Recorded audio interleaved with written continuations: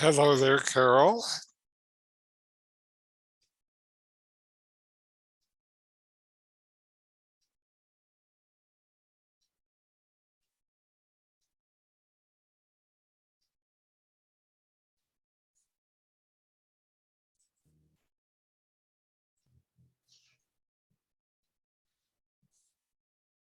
Hello.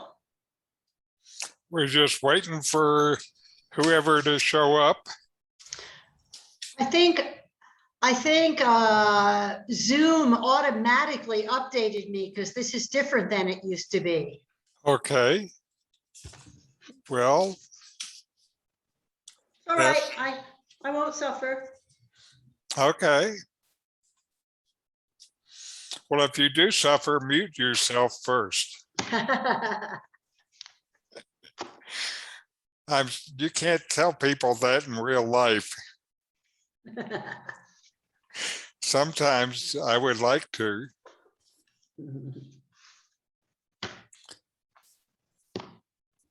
Who would you mute?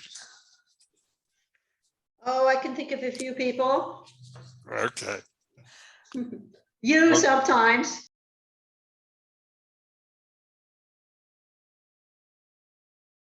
Anyway, let us proceed. I think he said something. Then can I ask you, Carol, can you give us a little quick overview of your own background and what you would like to get from being here? Okay, I would like to get my practice in for the day so you don't bug me. And also because for background, Richard and I have been doing this practice for 30 years now. And it's been part of our lives. And so, yeah, so I'm glad to be here. Excellent. Very good. How about you, Cheryl? How was your last week? Pretty good.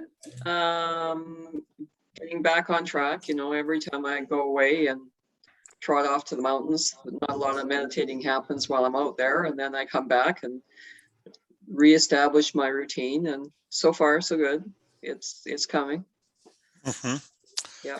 Again, I really think it is great that you have the motivation where you work to reestablish the routine once you're out of it. So good work. That's exactly what it takes. And okay, so today I'm going to focus on applying ideas that I'm getting from neuroscience to meditation. And some of this I know you've heard, Cheryl and Carol. Some of it I don't think either one of you has heard. So here we go. And I'm going to start with a short video just to kind of set the tone. Welcome to Mindfulness Neuroscience Animated, sponsored by the Integrative Health Convention. What if you could know how the mind worked so that you could make it work even better with a simple brain training exercise? The exercise is mindfulness meditation, and the following video will explain simply the current neuroscience research on how the brain works normally and how you can have the power to change it with mindfulness meditation. There is emerging evidence that mindfulness meditation causes changes in the structure and function of brain regions involved in the regulation of attention, emotion, and self-awareness. Functional MRI studies of the brain show that when someone is daydreaming or just not doing anything, our brains show consistent activity in certain regions. Some studies suggest as much as 45% of our time is spent daydreaming. These areas together are called the default mode network, or DMN. The interesting thing about the default mode network is that it involves parts of the brain responsible for thinking about yourself and rumination, areas which are correlated with some mental illnesses such as depression and anxiety. One of the interesting brain areas making up the default mode network is the amygdala, the region of the brain largely responsible for the fight or flight response, and is seen to be more active when people are stressed. Just as the brain Sorry, I'm has late. default mode Hello, network Doug. when we are daydreaming, Hello. in particular, it has Hi, I couldn't find the link. Oh, no. network of Anyway, brain good you're activity here. known as the task positive network, or TPN, that is active during attention demanding tasks. Only one network can be active at any one time. So in summary, the default mode network can be said to be a ruminative network. It directs our awareness to the past and future while largely ignoring the present. And while the DMN can be used responsibly for planning and organizing, we must be wary of the negative aspects of it. The task positive network can be said to be responsible for present moment awareness, being in the here and now. It is the action network. When the TPN is activated and we are in the present, there is no rumination, there is no worry, there is no past, there is no future, because the DMN is inactivated. And again, only one system can be active at any one time. By activating the TPN, we deactivate the DMN. So the next time you feel down, or ruminating on events of the past, or worrying about the future, remind yourself of the power of the task positive network, the TPN. All you have to do is bring attention, for example, to your breath, or a sound, or a sensation, such as the warmth of the sun on your skin. Then if you find that your mind wanders, as the DMN begins to take over, activate your TPN again by bringing your attention back to your breath or sound or sensation. Experienced meditators have been found to have smaller amygdalas responsible for stress. And so this change in structure of their brains means that they are able to react differently to the stresses and strains of everyday life. Research also shows that the more you practice mindfulness meditation, the easier it is for you to activate your TPN and deactivate your DMN. With what you've learned now, you can begin to enjoy being in the present and begin changing your brain and your life for the better. Welcome to Inner Peace. Thank you for watching, and please subscribe.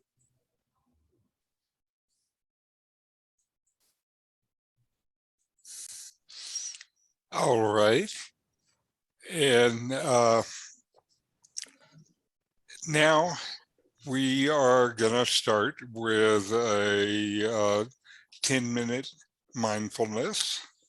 And mindfulness is present moment awareness, just like they were talking about in the video, where you're paying attention on purpose in the present moment, non-judgmentally, and you feel your breath in and out, fully receiving whatever is experienced, and then let it go.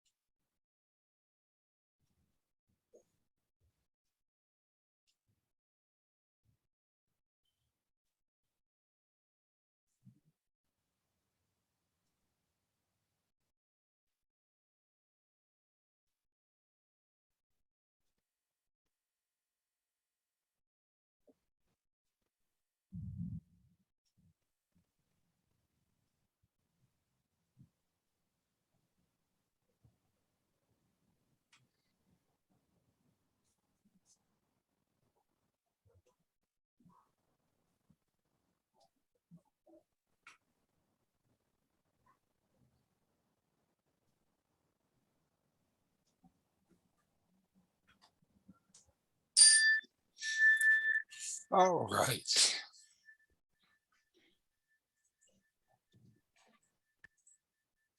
Now, Doug, you noticed Carol has joined us today. Yes, hi Doug. Carol. I How you haven't doing? seen you. It's been a long time. I know, it's been a long time since we've seen you. Yeah. You're in Mexico City now? Yes, I am. Well, when are you coming back? I really like it here. Oh, okay. But I'm going to come for a visit, one of these days. I hope so. Very good. Now, Doug, how has your practice been? Well, it's been good and bad.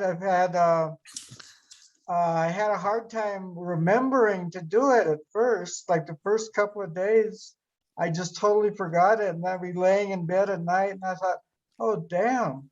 So, but finally, finally I got into it, and some days my brain is just so busy that I just it's hard to get into it. But most days, starting with the breathing, I've been able to meditate, pretty well. Very good. And the kind of startup problems that you're talking about are pretty typical. Oh, But, okay. Here already, one of the things you're doing is you're using kind of your resolve to get you going. Right. And that's great. That's the resolve is one of the things that gets you through the slack period. And all of us experience, some days the mind is just busy and it's hard to settle down. For me and for a lot of us, as you've done it for a while, that gets to be less and less the case, and it's easier to settle down. Now, Cheryl, you've been doing this for more than half a year now, and I think you're better able to settle down easily. Yeah, I'd say so. Yeah. So there we have a living example. I mean, that's not to say I don't have days where my mind is pretty busy, but I think it's not as difficult now as it used to be when it is that way. And what happens as you do this is you change your brain so you can do it more easily as time goes on. So it's not just a habit that is smoother. It is your brain has been changing to facilitate all of this stuff. And that really is what I'm going to talk about today. Today, I'm going to be talking about applying neuroscience to your meditation. You want your meditation time to be effective.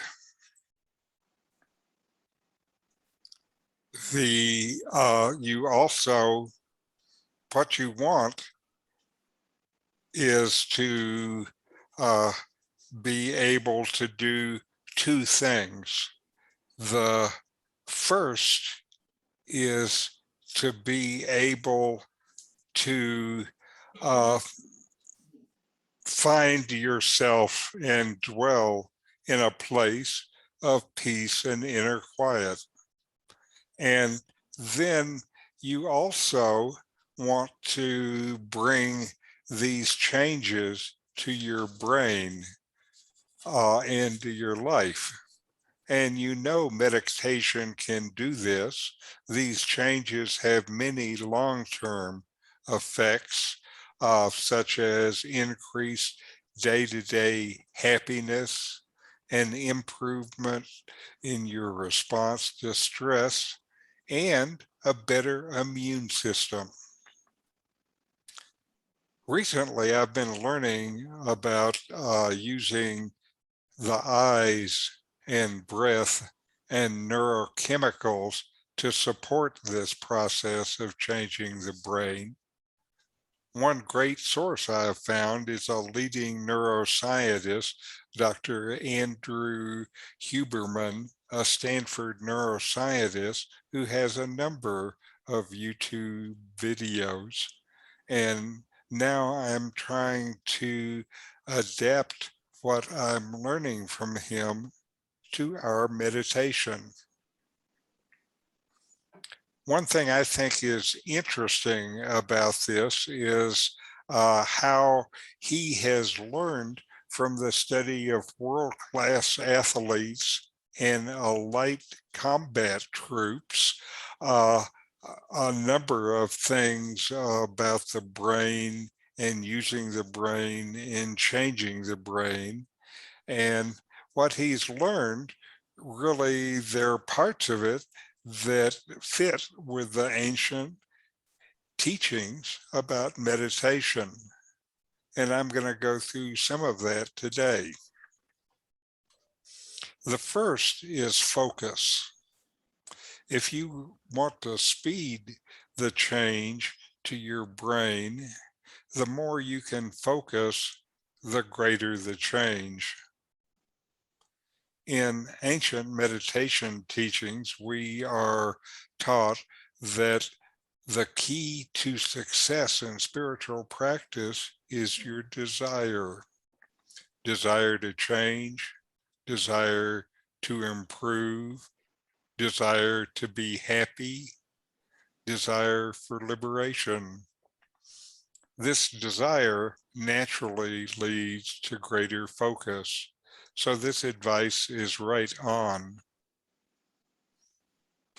Andrew says that the eyes are the most powerful tool in terms to drive what we think and how we feel, and ultimately what we can do, because the eyes set the basic level of alertness. With the eyes in tight focus, they set the brain for tight focus. When they're in wide focus, they set up the brain for open awareness. Commonly, meditators are instructed to fix their eyes. We're told that stilling the eyes helps to still the mind. Fixing the eyes also leads to more focus. Focus improves your quality for one-pointed meditation. At the same time, I think fixing the eyes open and still, but in an unfocused state, like is sometimes recommended, they call it softening your eyes. I think this leads to an open awareness kind of mental state instead of a focused mental state. And maybe you can try these two different eye techniques in your own meditation and feel if there's a difference for you. The next is calmness. To look within and really feel free to just watch your thoughts without reacting requires a calm mind. We're told to watch our breath to calm our mind. Dr. Huberman has found that the diaphragm has a direct connection to the brain and helps the brain set its level of calm or arousal. Slow breathing from your diaphragm tells your mind to calm itself. So feel your diaphragm as you breathe. And as you do this, this calms your mind. The calm mind from meditation can spread through your day-to-day life. The next thing that Dr. Huberman talks about is stress. Yes, stress.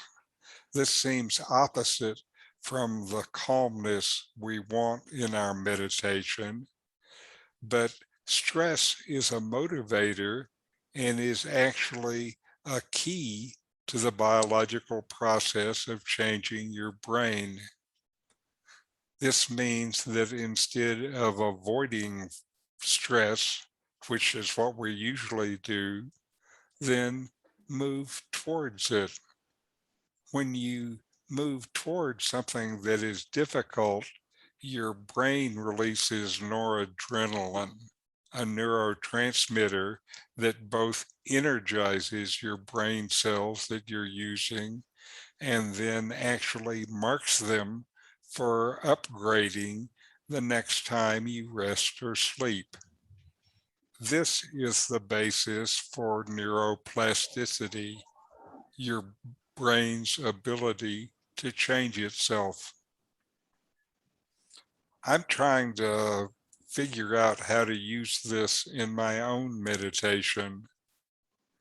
One thing I see for myself is an approach to mindfulness called beginner's mind, which for me increases my feeling of stress when I begin to meditate. Beginner's mind is where you do things like it is the first time you have ever done them, ever. What I notice within myself is that I like to know what I'm doing. This makes me feel more comfortable. But when I try beginner's mind, I don't really know what is next, how it will go, or what will happen. Beginner's mind is doing things like meditation, like it's the first time. And so you are exploring and curious about the unknown and open to what you find. For me, facing the unknown is stressful. So instead of running away from it, I can face it with beginner's mind and patiently watch and see if this brings changes.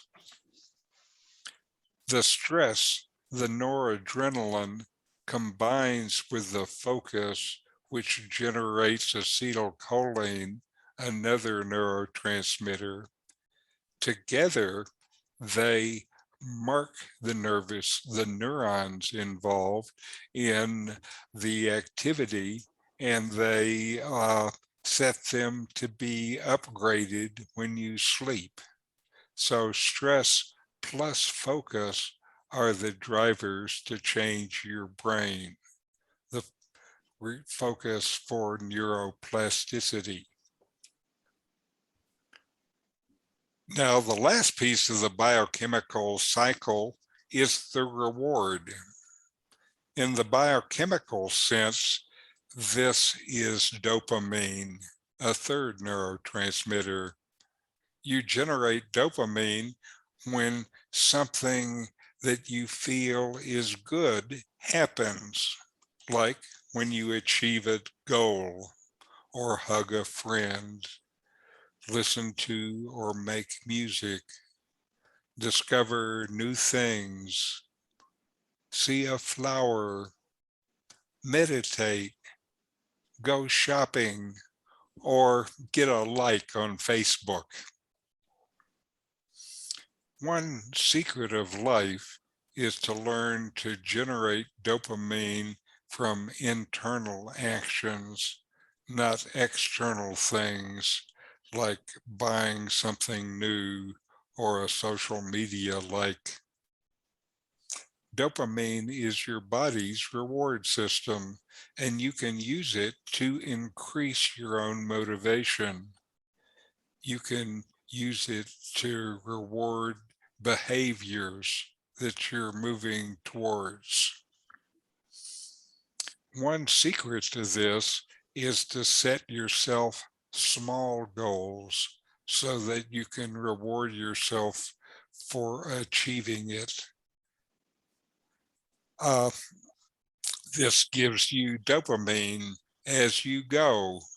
And also, when you might be struggling, to tell yourself, I'm going the right way. I'm making progress. This might seem like affirmation, but really, this generates dopamine, and this reward encourages you to try again, to make the effort. We reward ourselves often this way, and it releases the dopamine, and you're happy. You can use what is being learned about the mind to help you as you work through your mind to bring peace and openness to change your life. Maybe today's talk will help you move a little bit along the way. All right, now we have another video. Just because I'm working a little bit with Doug on this, we have another body scan meditation, Doug. This one, no. this one though, I'm going to start from the feet and go up. Oh, okay. Anyway, so here we go.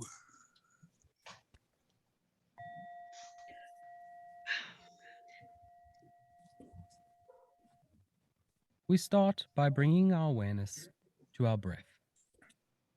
The simple act of breathing in and out of the body. Remember, we're not trying to change the breath or to get to any special place. We're just observing the breath as it is for you now. Noticing the slight rise and fall of the belly as you breathe in and out of the body. Our breath is always with us. It's always happening. It's one of the many bodily functions we don't have to consciously think about doing. It just happens automatically. If you really think about it, your body breathes itself. It doesn't need you to think about breathing. It knows what to do to keep us alive. So for the next few moments, all we do is observe the breath.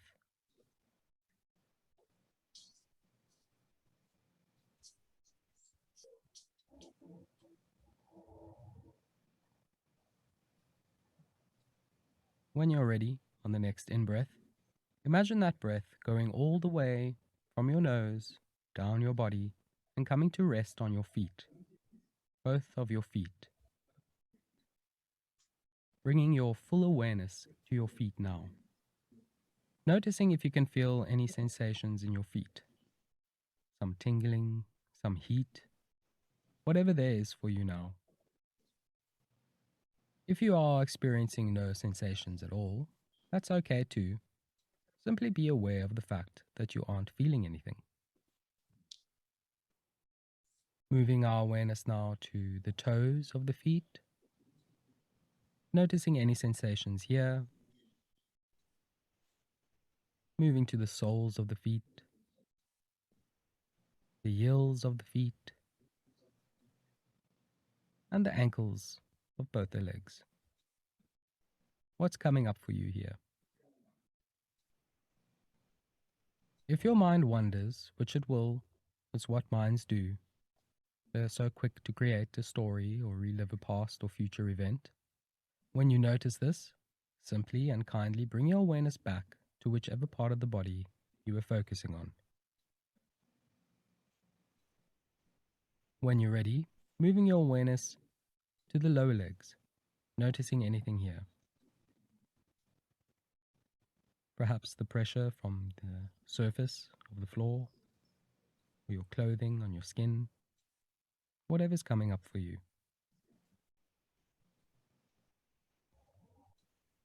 Moving up to the knees, noticing anything here.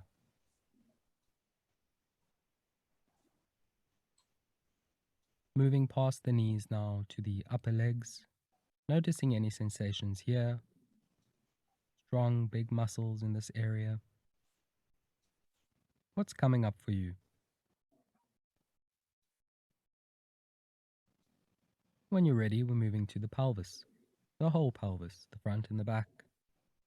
Such a complicated part of the body. It's responsible for so many things: reproduction, waste removal. What's coming up here?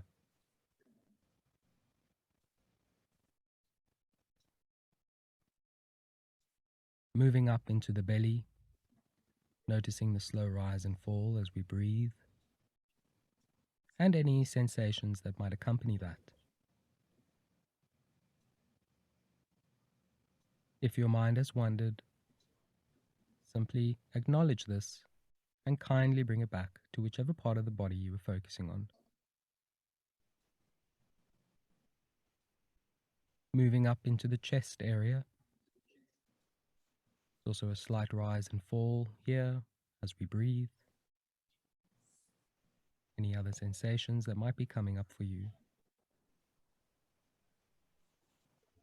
When you're ready, moving around now to the back, the upper back, between the shoulder blades, scanning this area, bringing your awareness here. Moving down the spine into the lower back. Our lower backs are often a place of tension, pain, stress. If you notice any tightness in your back area, simply breathe into these sensations and breathe out from them again. Allow them to release.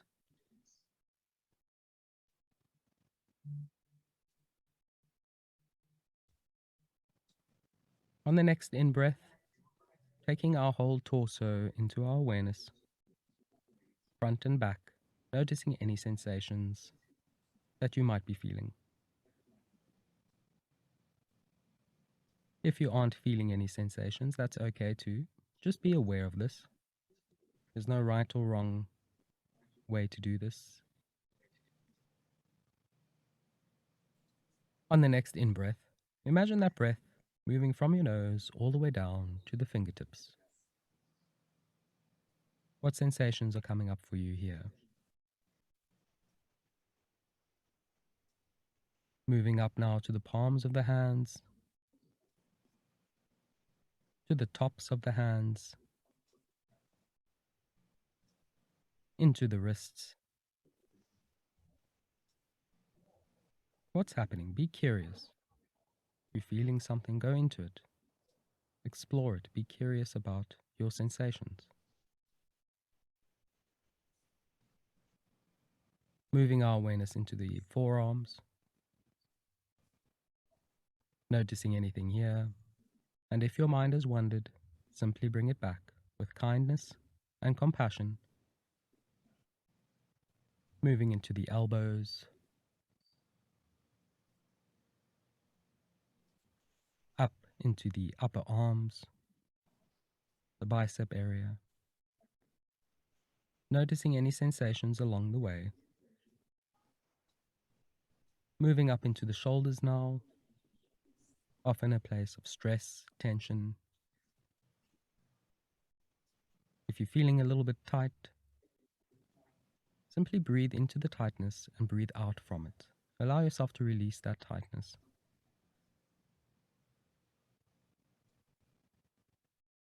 Moving up into the neck. Moving into the back of the head, the top of the head, down into the forehead. Forehead is such an expressive part of our faces. What's coming up for you? What sensations are here? Moving down into the eyebrows, the eye sockets, the nose, into your cheeks, moving down into your lips. Now, taking your whole face into your awareness, noticing anything in the whole face, and then the whole head, front and back. And on the next in-breath, breathe into your whole body. Take your whole body into awareness as you're lying down or sitting. Bring your whole body into your awareness, noticing any sensations throughout the whole body.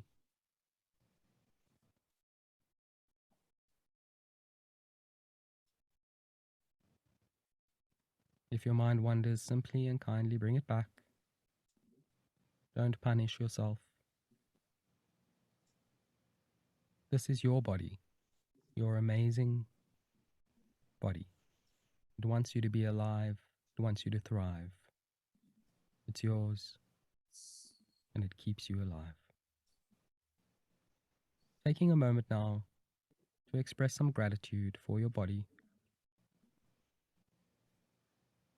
being grateful for all the things it does for us on a daily basis that we can't even comprehend.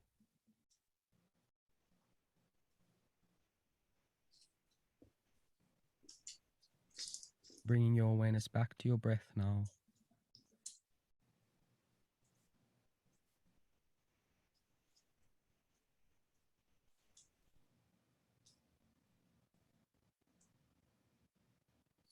As we breathe in and out of the body, allow yourself to bring this expanded awareness and new appreciation for your magnificent and wonderful body to the rest of your day.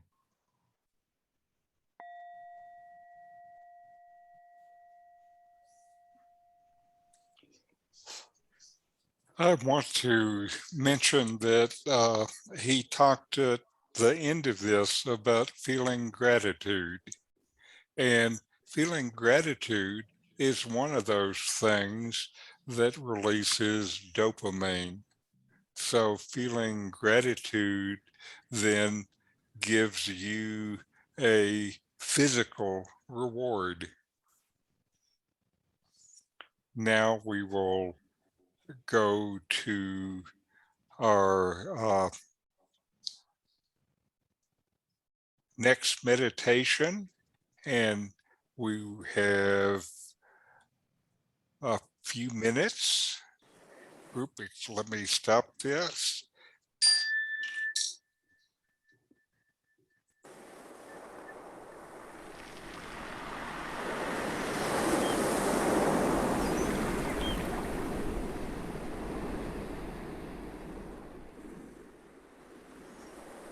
Breathing in, feel the energy filling your body.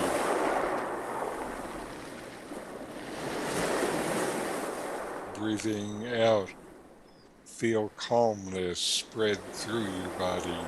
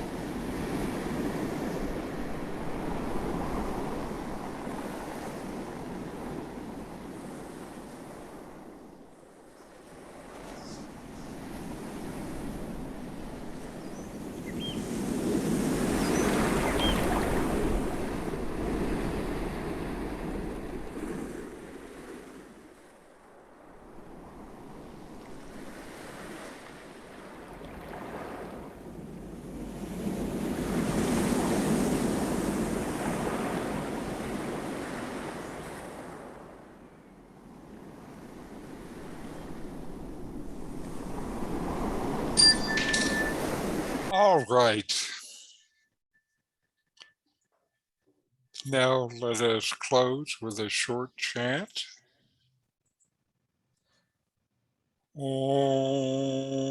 Om Shanti, Shanti, Shanti. Om. Peace, peace, peace.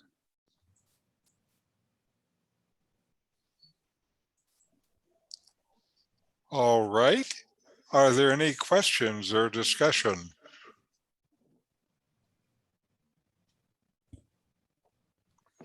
Then next week, I'll send an email out in the morning so you have the link, Doug. Okay, well, Anyway, let me just do Okay, that good. to make it easy. okay, well, that'll be good. Okay. And very good. I think it was a good session, and see you next week. Okay. Thanks. Namaste. Okay, good. Thank Thank you. you. Okay.